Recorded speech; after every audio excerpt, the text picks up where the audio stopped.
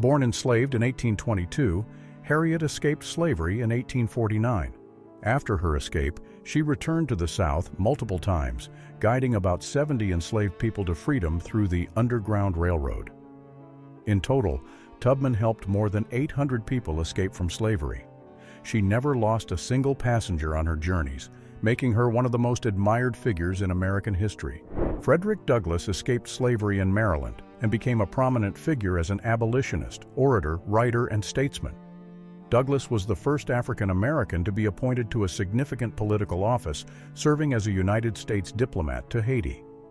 His personal example directly refuted slaveholders' claims that enslaved people lacked the intellectual capacity to be independent citizens.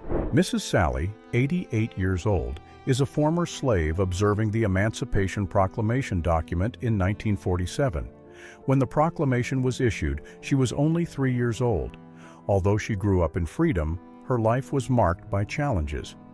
During a period when the civil rights struggle was beginning to gain momentum, her experiences reflected the difficulties many African Americans faced in trying to build a dignified life in a country still grappling with the legacies of slavery. Slaves working on a coffee plantation in the Paraíba Valley, Brazil, one of the country's main production regions during the 19th century. Coffee plantations played a central role in the Brazilian economy, with coffee becoming the primary export product. The slaves, who formed the backbone of the labor force, were responsible for planting, harvesting, and processing the beans. At the height of coffee production in the Paraíba Valley, it is estimated that more than 1 million slaves were used to meet the growing international demand.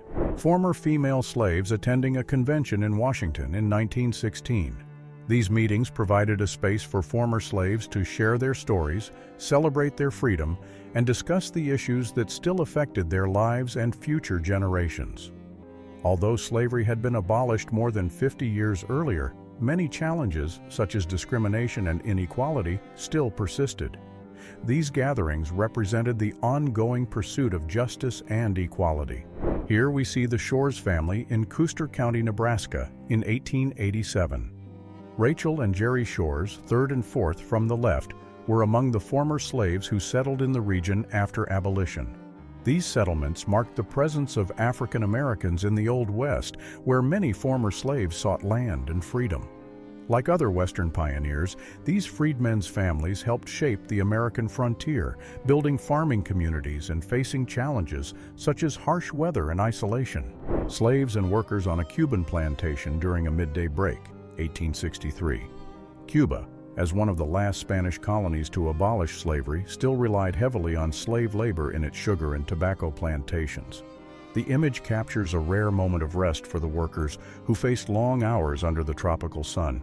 Here we see Villa Americana, a colony founded by former Confederates who migrated to Sao Paulo, Brazil, after the Civil War. About 10,000 Confederates fled after their defeat, seeking a new home in Brazil, where slavery was still legal until 1888. They established farming communities like Villa Americana, bringing their cultural practices and the use of slave labor to these new lands. To this day, many descendants of these Confederates still reside in the region, and their traditions remain alive, blending Brazilian and southern United States influences.